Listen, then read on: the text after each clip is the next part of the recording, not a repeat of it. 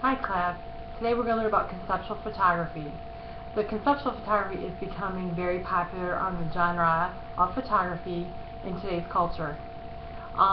Right now the genre of photography, this is where an artist creates a photograph of his or her own ideas. And we might not, the viewer, understand what the photographer was trying to show us, but it's for us to figure out. And that's what's unique about this. So the photographer has an end in mind, creates an image for us, the viewers, to figure out. Okay, such as this one here. We have a man with a guitar jumping from building to building. Now, we don't know what he's running from, what's going on. Maybe he's happy, maybe he's running from something. We don't know. Only the creator of this image knows.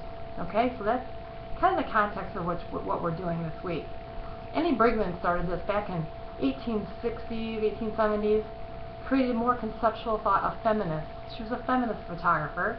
This one's called The Bubble. And this is where she was a nude, photographed nude with this lighted ball in the water. Okay, we don't know what Annie was trying to portray to us, the viewer, in this image, but it was now along the feminist lines. Here's her self-portrait.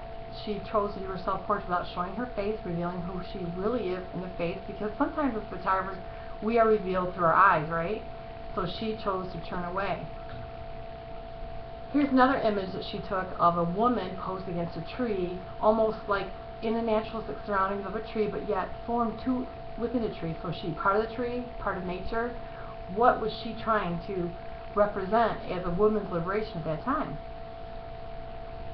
Here's another one. This is called Soul of the Blasted Pine.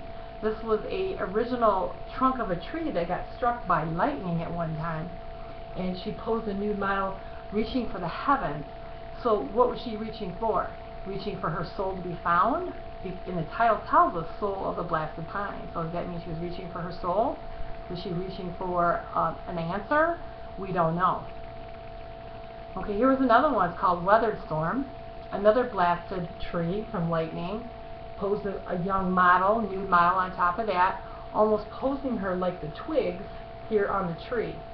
See, that's what makes that one unique. And very balanced, right? Compositionally wise, she's up in the upper left quadrant, right? Here's another one called The Breeze in 1908. This is a nude model again with just a slight, some slight material that she had on her at the time. And it's very billowy, very feminine. Irving Penn was a photographer in 1917 to 2009. He passed away. He was a Vogue fashion photographer. He turned conceptual. Here's an image with, looks like little, we're not sure if they're flower petals or paint, why this model had paint or flower petals, but we've seen this image before, okay, in our movie culture, right? So here's his self-portrait, okay? Sometimes a little disturbing, but you know, he wanted us to think that way. Here is one of his images. He just shot his model through a wine bottle with a man lighting a cigarette. We don't know why he did that. It's just a conceptual thought process. Here was one of his theories that he had done a lot on. He covered and cloaked a lot of people, just photographed them on gray backgrounds or a black background to create drama. To create, okay, what is this? Is this a cultural thing? Is this a feminist thing, maybe? We don't know. And there's another one. So Judy Dater, she's a feminist photographer as well. She was born in 1941 and she's still living today. This is her self-portrait. It's almost like here's her fingers and there's you see her eyes here. It's almost like she's trying to get out of something, like she's enclosed, she's trapped. We don't know. Okay? There's another self-portrait of her with stones. So she's representing herself as part of the earth as a stone, a big boulder perhaps. Here's some boulders, some stones. Okay, so that's her self-portrait. That's how she wanted to be remembered. Here's another portrait she had done. She cloaked the woman's face with different textured material, okay, and dressed her in like 1800 style. Here's another one of a young man. We're not sure what she was portraying here. It looks like plants or flowers up there with his hair, maybe formed into his hair to form a certain ideal. Here his eyes are in the lower right third, so it's a good composition, textural, contrast, everything's there, but we really don't know why she did that. Here's her most famous one called Imogene and Twinka. This was done in 1974. Here's an old woman peeking around. She had a camera around her neck, peeking around a tree to a young nude model. Beautiful girl.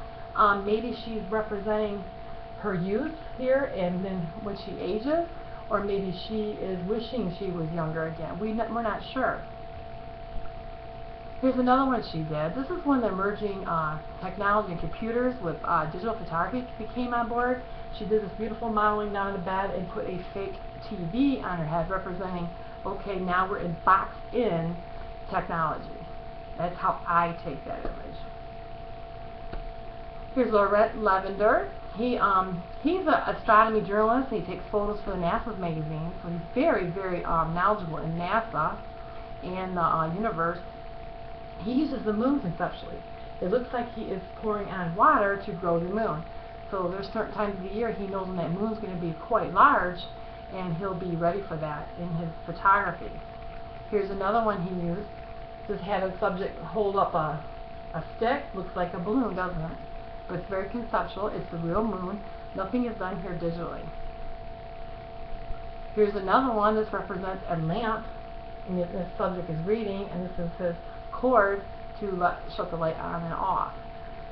So once again, very good composition, balance, right? The moon's up in the upper left quadrant. Okay, next one. Some of the ones I've done. Some people ask me, well, why don't you do some? Well, I do some. This is my daughter here, holding onto, it's like a ball, almost like Annie Bregman, a bright ball. And I represent her. This is her emergence from childlike into young pre-teen. Okay? So here she is again. She's moving toward the light. She's leaving her childhood, going into young pre-teen. Okay? Same one here. And there's another one, more or less being fulfilled, that she has moved safely into that pre-teen to teen. So other photographers, I mean, a lot of these images I had just taken off the internet, but we can only think of what conceptually they were thinking when they created these images. So, but I want you to note the very great composition, color, contrast, like such as this one here. He's in the lower right quadrant. Lots of good colors and contrast. We got leading lines, okay, diagonal lines. Here's one, just a hand with dice. Okay, is this one meaning, we don't know, is this meaning the maker wants to know, okay, let's roll the dice and see where life takes us? Is that what he was trying to portray? See, we don't know. This one here, this one is obvious. We got to eat an apple, but yet we see things as a whole, but yet we see things as half empty or half eaten. Okay? Here's marbles. We got a bunch of marbles back here. We got one over here in the right quadrant, right? It's bleeding. So what does that represent? Okay, here we are. We have maybe the community back here, and this is us, and we're bleeding because we're hurting and we're draining the life out of us for some reason. Maybe that's what the photographer was trying to tell us.